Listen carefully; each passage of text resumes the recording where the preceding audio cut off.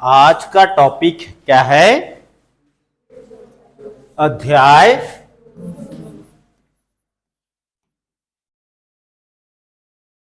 2 दो चरों का रैखिक समीकरण। ठीक है, दो चरों का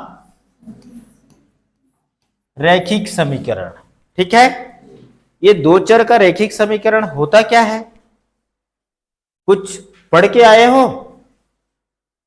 मैं पिछली जो कक्षा है उसमें बता चुका था आप लोगों को कि हमको नेक्स्ट डे दो चर का रैखिक समीकरण चैप्टर स्टार्ट करना है, बोला था ना।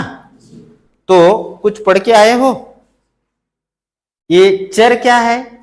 सबसे पहले तो आप ये जो शब्द है ना, दो चरों का रैखिक समीकरण, समझ में आ रहा है ना? ये चर क्या है जी? चर राशि किसे कहते हैं? सबसे पहले इसको जानो। समझ में आया? चर राशि, ये चर राशि क्या है?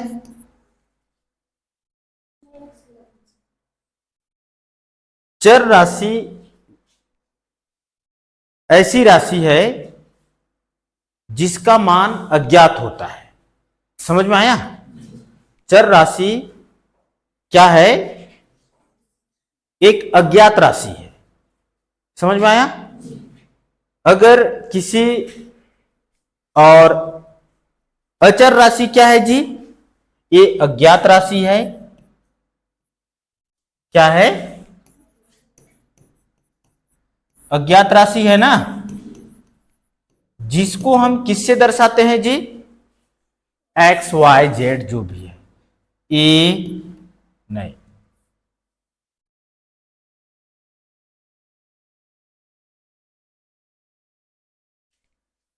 किससे दर्शाते हैं हम इसको?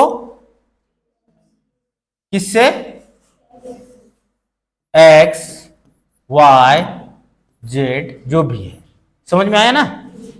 ये जो अज्ञात राशि है, चर राशि को हम दर्शाते हैं एक्स वाई जेड से, जिसका मान हमको मालूम नहीं है। तो वैसे राशियों को एक्स वाई जेड से दर्शाते हैं। समझ में आ रहा है? ये स्मरणीय बिंदु है। समझ में आया ना? ये बात याद रखने की जरूरत है। ये आज पढ़ रहे हैं, आप जब तक गणित पढ़ोगे तब तक यही चलेगा। समझ में आ रहा है ना? जहां जिस राशि का मान हमको मालूम नहीं है या ज्ञात करना है, जो राशि का मान अज्ञात है, उन राशियों को एक्स वाई जेड से क्या करते हैं? प्रदर्शित करते हैं। और हम क्या करते हैं जी? उसका हम क्या करते हैं? मान ज्ञात करते हैं। करते हैं ना? अभी हम इसके पूर्व में कुछ जो बहुपद देखे थे, है ना, उसमें भी कई जगह हम x का मान ज्ञात किए या कहीं पर x का मान दिया था ना? दिया था कि नहीं दिया था? चर एक अलग राशि है और अचर राशि अलग है। समझ में आया? ये छोटी छोटी बातें हैं जिनको याद रखना जरूरी है। समझ में आया? तो ये हो गया आपका क्या? चर राशि। अब देखते हैं थोड़ा सा अचर राशि। ये अचर राशि क्या है? अचर राशि क्या है? ये ज्ञात राशि है। क्या है?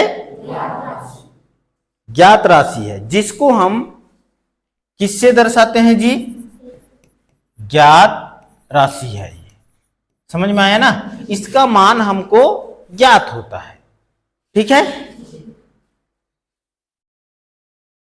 इसको हम ए बी सी से दर्शाते हैं। किससे? स्मॉल लेटर जो है ना अंग्रेजी के, है ना, उसके small letter A B C से दर्शाएंगे। यहां पर ये जो चैप्टर है दो चर का रैखिक समीकरण, उसमें हम क्या करेंगे, ए बी सी से क्या करेंगे, दर्शाएंगे। समझ में आ रहा है कि नहीं आ रहा है? जिसमें ए का मान कोई भी संख्या हो सकता है, बी का मान भी कोई ना कोई संख्या होगा। इसके पूर्व में हम देखे हैं ना, बहुपद में भी देखे, ए एक्स का square plus b x plus c, देखे थे ना कि नहीं देखे थे? देखे थे, ठीक है। जिसमें ए का मान अगर उस समीकरण में 2 दिया है तो ए बराबर 2 रखे। अभी मैं किसी का सवाल चेक कर रहा था ना, उस समय भी बताया था, मैं आप लोगों को बताया था। जैसे कि ये कोई प्रश्न है, फॉर एग्जांपल, है ना, 2x का स्क्वायर प्लस bx प्लस सी, इस तरह से दिया, इसमें मान दिया हुआ है। जैसे ये 3 है, ये 6 है। समझ में आया? यहां पर ए है और ये b है, ये c है। समझ में आ रहा है ना? यहां पर a का मान क्या हो गया जी? a 2 हो गया ना, a बराबर 2 हो गया। ये है ना, इसका व्यापक समीकरण क्या होता है? A x square plus b x plus c, इसी रूप में होता है ना मानक समीकरण। हमेशा बहुपद का, अगर हम बहुपद की बात करते हैं पहले वाला, तो समीकरण इसी रूप में होता है। इसके बराबर शून्य नहीं होता है। समझ में आ रहा है ना? शून्य नहीं होता है। ये बहुपद का मानक रूप है। समझ में आ रहा है ना? जिसको हम समीकरण भी नहीं कहेंगे, समीकरण में बराबर 0 होता है। ठीक है, तो ये क्या है, ए का मान कितना है? यहां पर 2 है। यहां बी का मान कितना माने हैं? 3। ठीक है, सी का मान क्या है जी? 6। समझ में आया कि नहीं आया? मतलब ये जो ए बी सी है ना, ये ज्ञात राशि है। समझ में आया? क्या है? ज्ञात राशि है। ठीक है, अब जब ज्ञात है, ये राशि का मान ज्ञात है, और ये दोनों चर और अचर राशि मिलकर क्या बने हैं? दो चर का रैखिक समीकरण। और रैखिक भी समझ लो, रैखिक किसको कहते हैं? रैखिक समीकरण। ठीक है, रैखिक समीकरण क्या है जी? एक रेखा, रैखिक का मतलब एक रेखा होगा। समझ में आया ना? कोई रेखा है, उसमें मान है, अलग अलग मान है, 2 मान है। समझ में आया ना? और रैखिक समीकरण में घात नहीं होता, इस बात को भी याद रखना। जैसे ए एक्स बी वाई, ठीक है, बराबर सी। समझ में आया? ये क्या है? एक रैखिक समीकरण है। रैखिक समीकरण में घात नहीं होता है। अगर कहीं पर इस तरह का समीकरण दिया हुआ है तो आप आंख बंद करके इस समीकरण को रैखिक समीकरण कहना। समझ में आ रहा है ना? ये जो समीकरण है ना, ये रैखिक समीकरण नहीं है। समझ में आया? इसमें x का घात है ना, x का घात है, इसलिए ये रैखिक समीकरण नहीं कहलाएगा। मगर ये जो है, इसमें किसी प्रकार का कोई घात नहीं है, इसका मतलब ये है एक रैखिक समीकरण। देखो, दो चर का रैखिक समीकरण। यहां कौन कौन से चर हैं जी? 2 चर है कि नहीं है? एक चर x है, दूसरा चर y है। समझ में आया? ये c अलग है, ये c का मान यहां ये x y z कोई भी दर्शा सकते हैं, मगर हम यहां x और y के रूप में ही लिखेंगे। समझ में आया ना? c क्या है? c का तो ज्ञात है ना, यहां ये c है ना, ये c का मान ज्ञात होगा हमको, होगा कि नहीं होगा? यहां x और y ही तो क्या है? चर राशि है, ये भी चर है, और ये तो अचर राशि है। सी मतलब अचर राशि। समझ में आया ना? फर्क यहां पर समझ लेना, समझने का प्रयास करो। समझ में आ रहा है ना? एक्स वाई क्या है? चर राशि है। ए बी सी क्या है? अचर राशि है। इस समीकरण में देखो क्या है? A x plus B Y क्या इक्वल टू सी है। देखो यहां दो चर बोला है, दो चर है, एक और ये दूसरा। ये पहला हो गया और ये दूसरा, एक्स वाई दो चर है ना, इसलिए इसको हम क्या कहेंगे? दो चर का रैखिक समीकरण कहेंगे। समझ में आया बात? ये समझ में आ रहा है कि नहीं आ रहा है? आया? जब तक ये आप दो चर का रैखिक समीकरण का बेस नहीं समझ पाओगे, बेसिक नॉलेज नहीं रख पाओगे, तो तुम कितना भी प्रश्न को हल करो, है ना, सवालों को हल करो, अंतिम में फंस जाओगे कि नहीं फंसोगे? फंसोगे ना, कि ये आखिर है क्या? इस समीकरण, रैखिक समीकरण क्या है? देखना अभी आगे हम प्रश्नों को हल करेंगे तो उस समय देखना कि हमारा जो समीकरण है क्या ये रैखिक है नहीं है, वहां पर देख लेना। समझ में आ रहा है ना? देखो बहुपद में जो हम पढ़े थे उसमें क्या था जी? घात था, तो रैखिक समीकरण नहीं है। जैसे बहुपद का अगर बात करेंगे तो x, इसमें चर जो है एक ही था ना, a x plus b x plus c, दोनों में क्या है? एक ही चर तो है कि नहीं है? और ए बी का मान तो ज्ञात राशि है, 1 2 3 4 5 कोई भी हो सकता है। अब यहां पर इस प्रश्न में या ये दो चर का रैखिक समीकरण में ये भी याद रखना कि ए बराबर बी नहीं होगा। समझ में आया? ये जो मान होगा ना, किसका मान? ए का मान और बी का मान, दोनों मान बराबर नहीं होगा। इसका भी अर्थ मैं उस दिन बताया था बराबर, और ये इस तरह का तिरछा लाइन है ना, कट लाइन का मतलब क्या होता है जी? नहीं, बराबर नहीं। समझ में आया? उसके बाद सी का मान 0 नहीं होगा। समझ में आया? ये जो सी है ना, इसका मान 0 नॉट इक्वल टू, ठीक है, बराबर नहीं होगा। इस बात को भी ध्यान देना, ठीक है? अगर ये होगा तो रैखिक समीकरण नहीं कहलाएगा, अगर ये होगा तो रैखिक समीकरण कहलाएगा, अगर बराबर है किसी का मान तो रैखिक समीकरण नहीं कहलाएगा। समझ में आया? ठीक है, अलग अलग मान होंगे। तो ये इंपॉर्टेंट चीज है। आप किसी चैप्टर को पढ़ रहे होते हैं तो उसके पूर्व में आपको उसका जो बेसिक नॉलेज है उसको जानना जरूरी है। समझ में आ रहा है ना?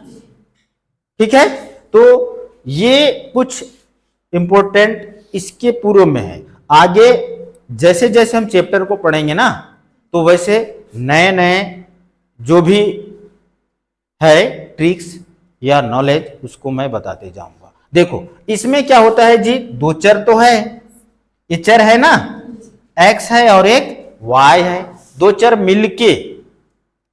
समझ में आ रहा है ना? इसका मतलब ये हो गया, दो अज्ञात राशियों से संबंधित वाक्य से, दो अज्ञात राशियों से संबंधित वाक्य, समझ रहे हो ना? वाक्य मतलब ये बन रहा है ना, दो अज्ञात राशि देखो से एक क्या बन रहा है? समीकरण बन रहा है, अर्थात एक वाक्य है, ठीक है? उसको क्या कहते हैं? दो चर का रैखिक समीकरण कह सकते हैं। समझ में आ रहा है ना? देखो संबंध बना है ना ये दोनों का, ए एक्स बी वाई बराबर सी, ठीक है? या और भी है इसमें, जैसे अगर यहां पर एक रेखा है, एक रेखाखंड है या रेखा है ना, इसका मान दिया हुआ है, जो भी दिया हुआ है ए एक्स धन बी वाई बराबर सी। अगर और भी एक रेखा है, इसका भी मान अलग होगा ना, ठीक है, इस रेखा का मान भी क्या होगा, अलग होगा। तो इसका होगा ए, देखो इसको हम, पहला रेखा है ना, ये पहला रेखा है तो A1 B1 C1 लिखेंगे, समझ में आया। और दूसरा रेखा है तो इसलिए A2 X धन B2 Y बराबर C2 लिखेंगे, समझ में आया, ठीक है। अलग अलग रेखाएं हैं ना, तो पहला रेखा है इसलिए A1 B1 C1, ठीक है। दूसरा रेखा है इसलिए A2 B2 C2, समझ में आया। ये नंबर लिखना होगा उसके साथ। पहला है तो A1 मतलब 1 रहेगा A B C के साथ, ठीक है। दूसरा है तो 2 रहेगा, समझ में आ रहा है ना, ठीक है। ये हो गया आपका। अब किसी भी दो चर का जो रैखिक समीकरण होता है ना, समझ में आया, किसी भी दो चर का रैखिक समीकरण को हम किन किन विधि से हम हल करेंगे, कौन कौन से विधि से ये जो रैखिक समीकरण है ना, इनका मान ज्ञात करेंगे। समझ में आ रहा है ना कि नहीं आ रहा है, आ रहा है। तो इसको हल करने का विधि है, याद रखना, ठीक है। पहला है प्रतिस्थापन विधि। क्या है, प्रतिस्थापन विधि। दूसरा है विलोपन विधि।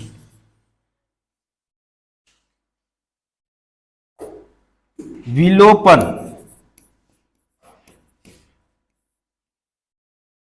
विधि, ठीक है।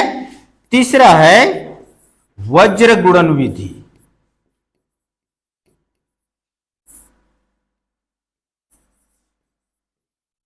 ये 3 विधि है, ये तीनों विधि से हम क्या करेंगे, उस समीकरण को हल करके एक्स वाई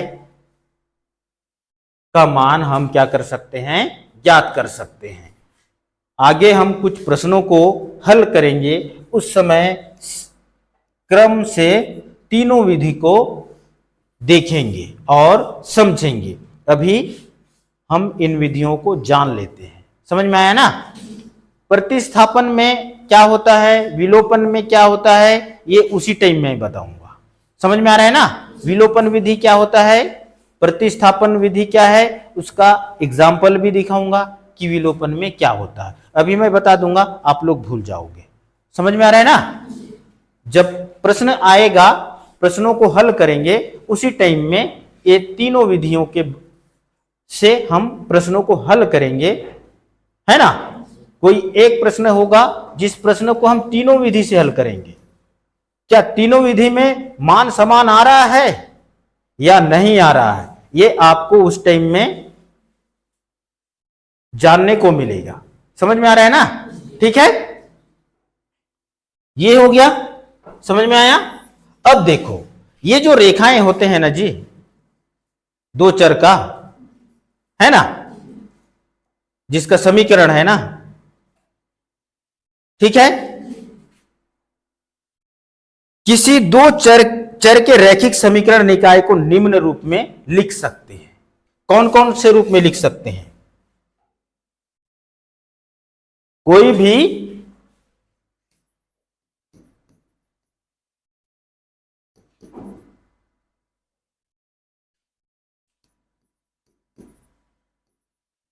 दो चर का रैखिक समीकरण को निम्न रूप में लिख सकते हैं।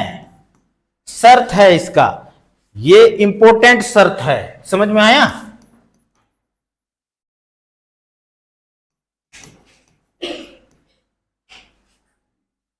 इंपॉर्टेंट शर्त है। समझ में आया?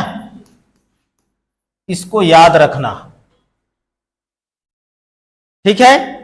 इससे बहुत सारे प्रश्न हमको आगे हल भी करना है, और इससे संबंधित जो प्रश्न है ना, वो आपके एग्जाम में भी पूछेगा और हर बार पूछता है, ठीक है?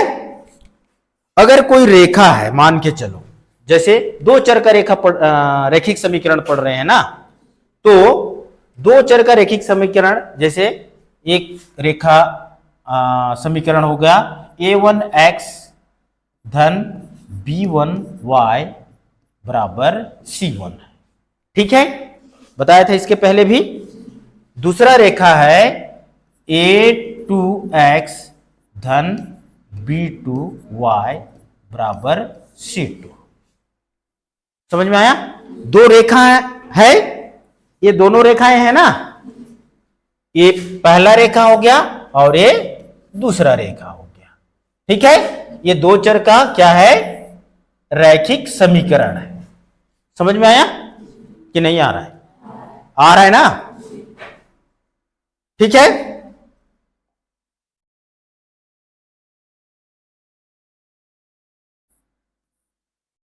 ये दोनों क्या हैं? अलग अलग रेखाएं हैं। समझ में आ रहा है ना? ये दोनों अलग अलग रेखा है, तो इसको हम अब तुलना करते हैं दोनों रेखाओं में, ठीक है?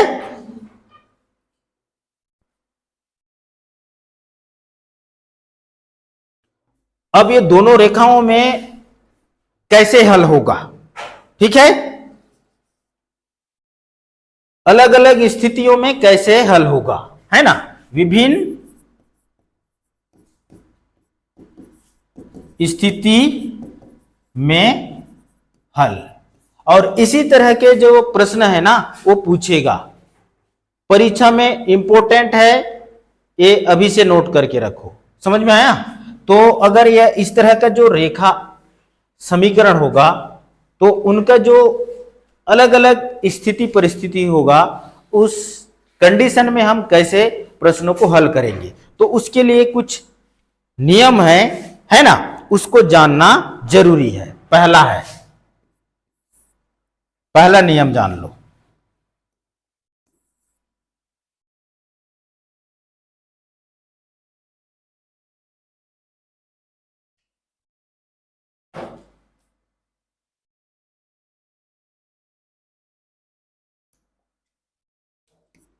पहला नियम जान लो कि यदि, शर्त है ना, यदि a1 बटे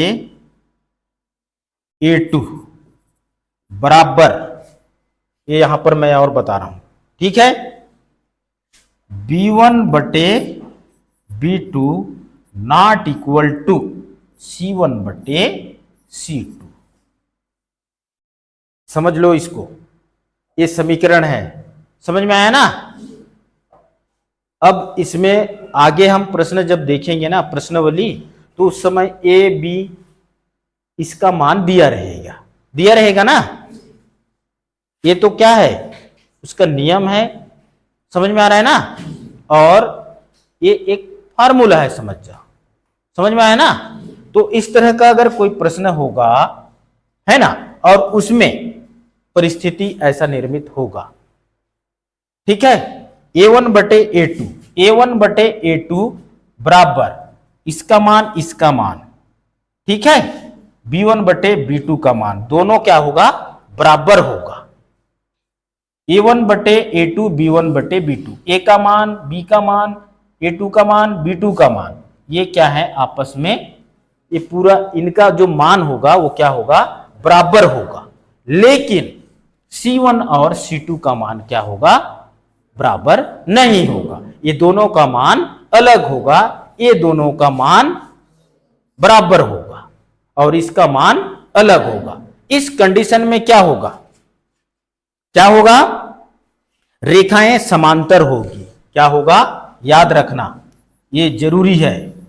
रेखाएं क्या होगी जी, समांतर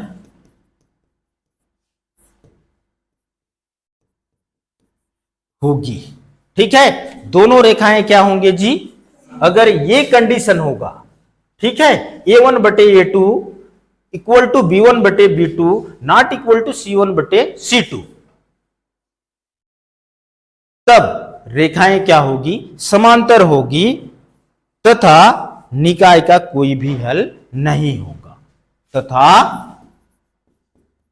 ये जो समीकरण है या निकाय है उसका कोई हल नहीं होगा। समझ में आ रहा है, जब ऐसा स्थिति आएगा,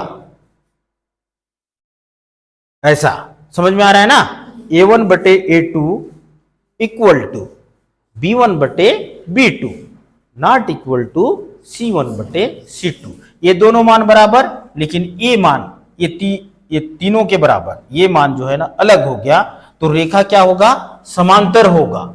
यहां पर देखना A1 बटे A2 B1 बटे B2 हम अलग अलग करेंगे उस टाइम, समझ में आ रहा है ना, और ये दोनों मान क्या है, अलग है, मैच नहीं हो रहा है इसके साथ, तब रेखाएं क्या होगी, समांतर होगी और निकाय का कोई भी हल नहीं होगा। ये उसका शर्त है। समझ में आया, ठीक है, शर्त या नियम है, इस विधि से बनेगा। दूसरा क्या, A1 बटे A2 not equal to B1 बटे B2, तब क्या होगा, यदि A1 बटे A2 का मान B1 बटे B2 के मान के बराबर नहीं है। समझ में आया, तब क्या होगा जी, अगर ऐसा होता है, यदि ये दोनों मान क्या हैं, एक दूसरे के बराबर नहीं है, तब क्या होगा, रेखा क्या होगा, सबसे पहले रेखा को भी बताना है कि रेखा, जैसे इसमें ये दोनों बराबर हैं, ये नहीं है, तो रेखा समांतर हो गया और कोई भी हल नहीं होगा। अगर इसमें A1 बटे A2 not equal to B1 बटे B2 है, तो रेखा क्या होगा, रेखा होगा प्रतिच्छेदी। क्या होगा, अगर कोई रेखा है, वो रेखा किस तरह का होगा, दोनों रेखाएं एक दूसरे के प्रतिच्छेदी होंगे, ऐसा समांतर नहीं होगा। ये वाला में क्या होगा जी, रेखा दोनों समांतर होगा। समझ में आ रहा है ना, पहला शर्त में क्या होगा, ये दोनों रेखाएं क्या होंगे, समांतर होंगे, दोनों एक दूसरे को कहीं पर भी प्रतिच्छेद नहीं करेंगे। समझ में आ रहा है कि नहीं आ रहा है, आ रहा है ना। और इसमें क्या होगा जी, ये दोनों रेखाएं क्या होंगी, प्रतिच्छेदी रेखाएं होंगी। क्या होंगे,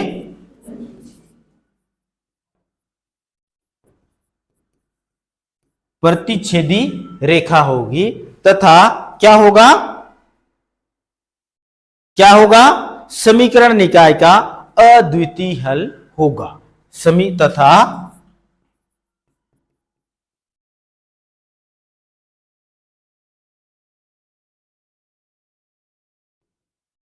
अद्वितीय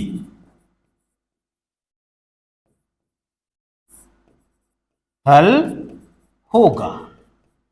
समझ में आया, अद्वितीय हल मतलब अद्वितीय, द्वितीय हल होगा क्या, नहीं होगा, अद्वितीय मतलब हल नहीं होगा। समझ में आ जाए, ठीक है, अद्वितीय हल होगा। ठीक है,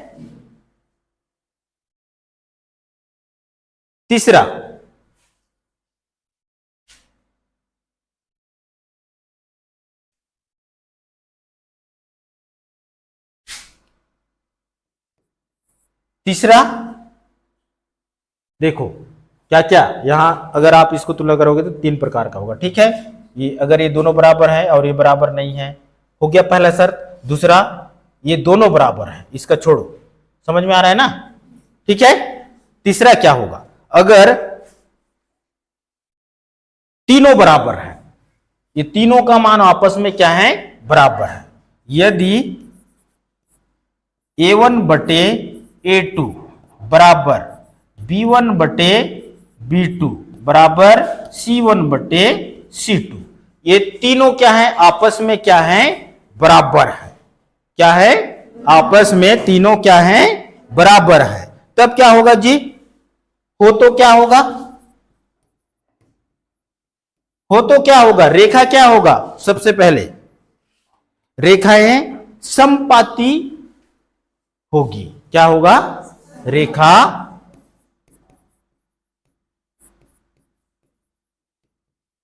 समपाती होगा या होगी, तथा क्या, इसका हल क्या होगा, इसका हल क्या होगा, निकाय के अनंत अनेक हल होंगे। ठीक है, समपाती होगा और रेखा का जो ये जो दो चर का रेखिक समीकरण है, इसका जो हल है वो अनंत अनेक हल होगा। मतलब कई प्रकार से हल होगा, कई हल होगा, उसका कई आंसर आ सकता है, अनंत अनेक हल होगा। समझ में आया?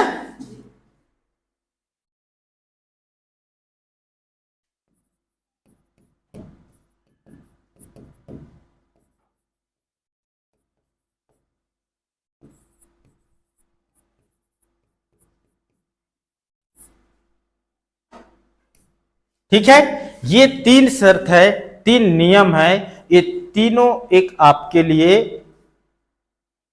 अगर इसको याद रख रहे हो तो आपके लिए एक क्या है, जिसको कहा जाता है रामबाण है। समझ में आया? क्योंकि इससे संबंधित प्रश्न पूछेगा, सबसे ज्यादा पूछता है तो ये वाला पूछता है, अद्वितीय हल। समझ में आया? वैसे तीनों इंपॉर्टेंट है, बट इससे संबंधित जो प्रश्न है ना, ज्यादातर पूछता है। ठीक है, तो ये नियम याद रहना चाहिए, a1 बटे a2 इक्वल टू b1 बटे b2 not equal to c1 बटे c2, तब रेखा क्या होगा, समांतर होगा। समझ में आया? रेखा क्या होगा, समांतर होगा। और इसका जो हल है क्या होगा जी, क्या होगा, हल, कोई हल नहीं होगा। अगर इस प्रकार का आपका समीकरण है, जब हम मानों को अलग अलग करेंगे, a का b का, है ना, और इस तरह का मान आएगा, इस समीकरण में रखेंगे, अलग अलग होगा तो ये आएगा, है ना। तब अगर रेखा दोनों इस मतलब इस तरह का आएगा मान, तो रेखा क्या होगा, समांतर होगा और उसका कोई भी हल नहीं होगा, वो वहीं रुक जाएगा, आगे हल करने की जरूरत भी नहीं है। समझ में आया? और यदि दूसरा पॉइंट में a1 बटे a2, अगर दोनों रेखाएं हैं का जो मान है a1 बटे a2 और b1 बटे b2 का मान बराबर नहीं है, तो ये जो रेखा होगा प्रतिच्छेदी रेखा होगा। समझ में आया? एक दूसरे को क्या करेंगे, ये दोनों रेखाएं प्रतिच्छेद करेंगी। ठीक है, और इसका जो हल होगा अद्वितीय हल होगा, ये याद रखना, अद्वितीय। अद्वितीय का शर्त क्या है, कोई हल नहीं होगा, उसका शर्त क्या है, ये याद रखना, इंपॉर्टेंट है। समझ में आया?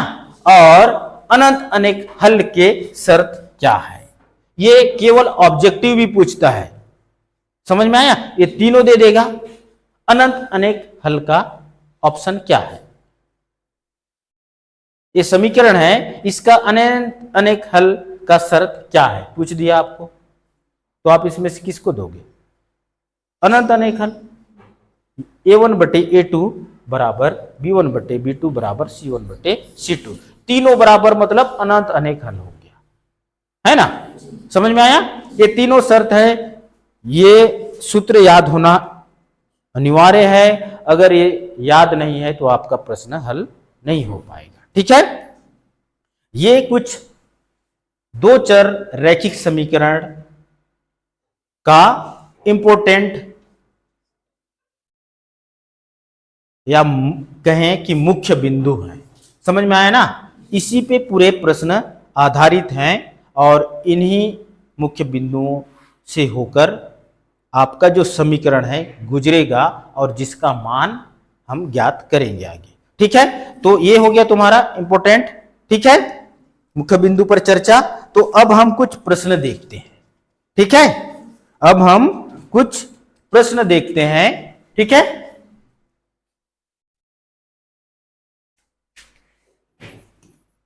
उदाहरण के रूप में देखते हैं।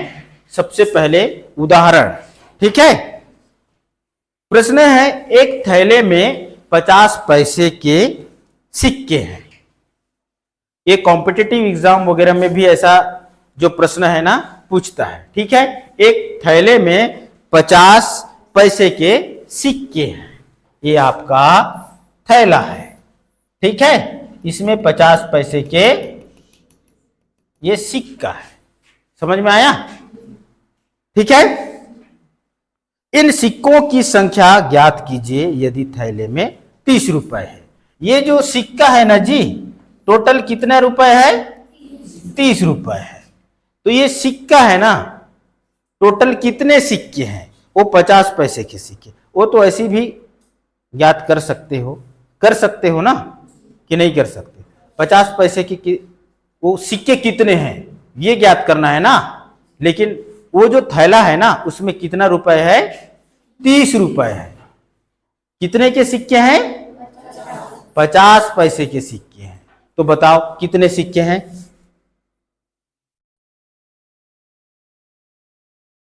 50 पैसे के सिक्के हैं, मगर कितना है टोटल? वहां पर 30 रुपए है। तो टोटल कितना सिक्का होगा? इतना दिमाग नहीं लगा सकते क्या?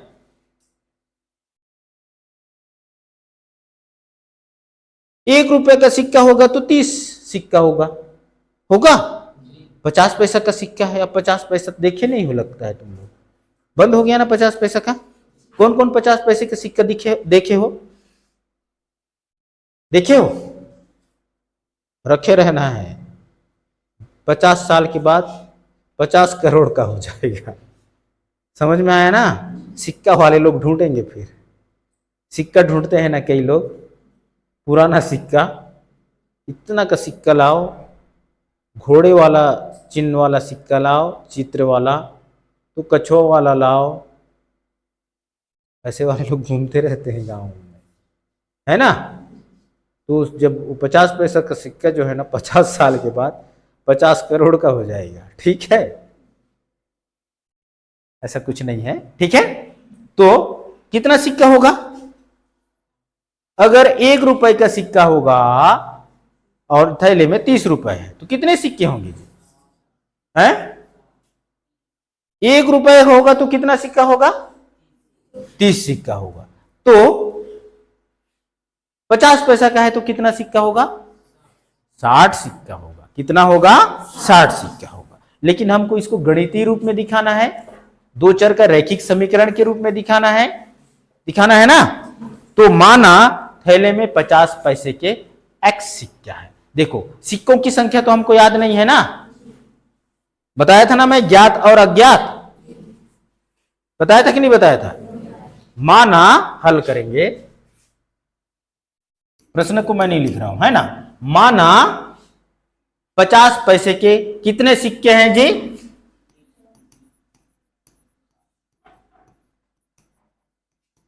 x सिक्के हैं, हम x मान लिए ना। ये अज्ञात राशि है कि नहीं है? अभी अज्ञात है ना। हमको मालूम है क्या थैले में कितने सिक्के हैं? नहीं मालूम ना। लेकिन ये मालूम है हमको कि कितना रुपए है। ये ज्ञात राशि हो गया, ज्ञात राशि हो गया ना, 30 रुपए है। ठीक है, फिर x सिक्के हो गया। चूंकि x सिक्कों की कीमत कितना है जी? यहां पर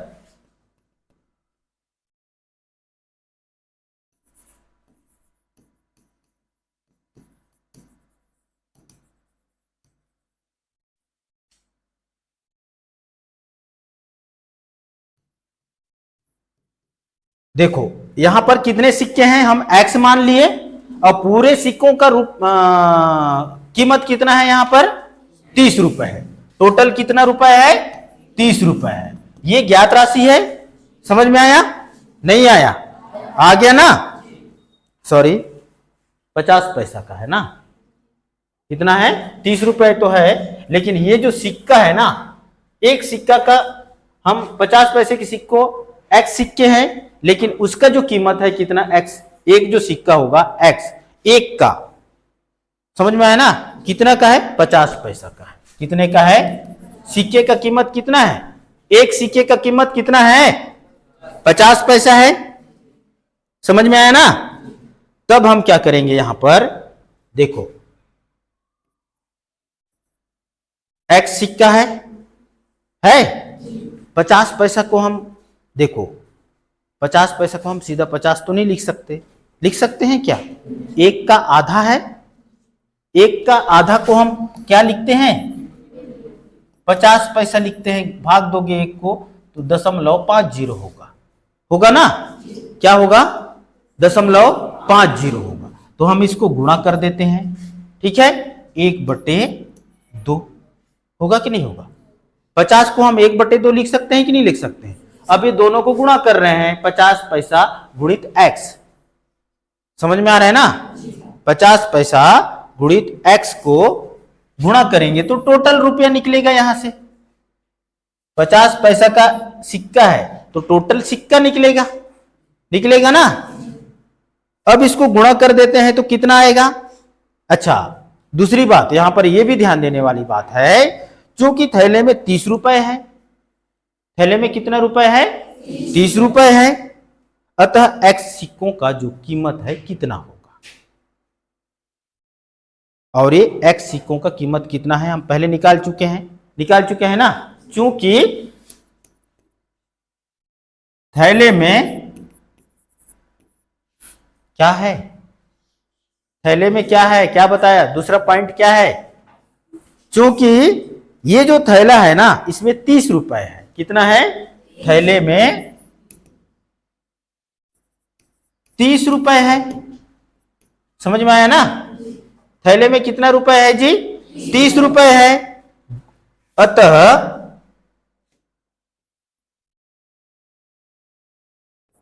अतः x सिक्के का कीमत कितना होगा, x सिक्के का कीमत क्या होगा, या हम ये भी लिख सकते हैं कि x सिक्के का कीमत बराबर भी लिख सकते हैं यहां पर, ठीक है, क्या बराबर कर देते हैं, ज्यादा अच्छा रहेगा, ठीक है। देखो ये x सिक्कों का कीमत अभी हम निकाल चुके हैं, कितना, ये बराबर होगा, ठीक है,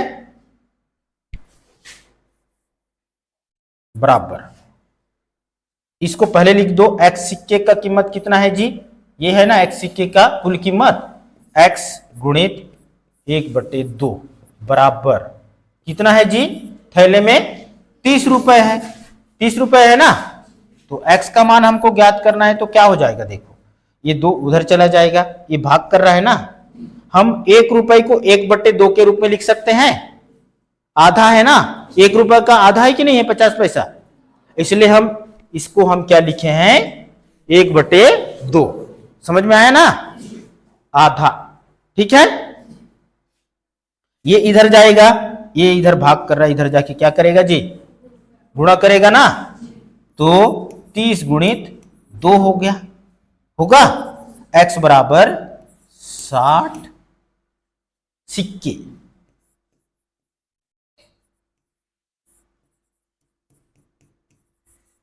होंगे, यही इसका आंसर होगा, होगा। समझ में आया, नहीं आया, बिल्कुल इजी है। वैसे तो ये छोटा सवाल है तो हम ऐसे भी ज्ञात कर सकते थे, किए थे ना, 60 सिक्के हैं, लेकिन हमको गणितीय रूप में यदि हमको इसको हल करना है तो सबसे पहले मानना पड़ेगा आपको कि माना 50 पैसे के x सिक्के हैं, ठीक है, और इस थैले में कुल कितने रुपए हैं जी? 30 रुपए है। तो जब 50 पैसे के x सिक्के हैं तो x सिक्कों का कुल कीमत कितना है? कीमत लिखा हूं जी मैं यहां पर।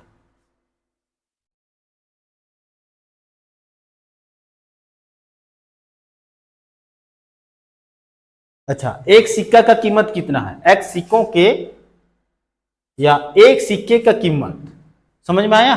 यहां क्या लिखेंगे? एक सिक्के का कीमत कितना है? 50 पैसा है, रुपया नहीं है, पैसा है, पैसे है। ठीक है, क्या है? 50 पैसा है, यहां थोड़ा गलत है। ठीक है, उसका कीमत कितना है? x सिक्के की, एक सिक्के की, यहां लिख सकते हो क्या? एक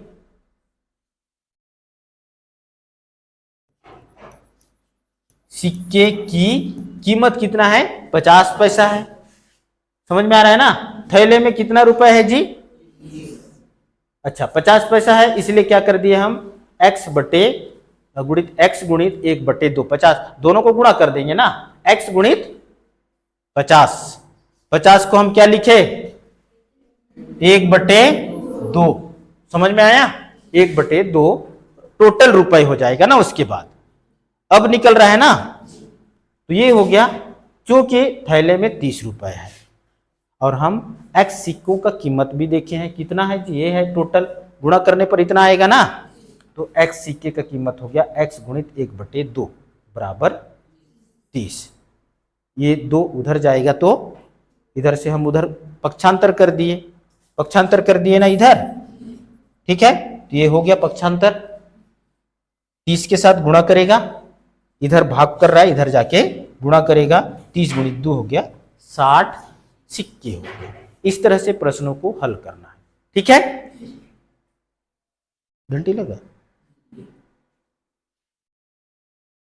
तो आज का जो चैप्टर है ना, जितना था यही समाप्त करते हैं।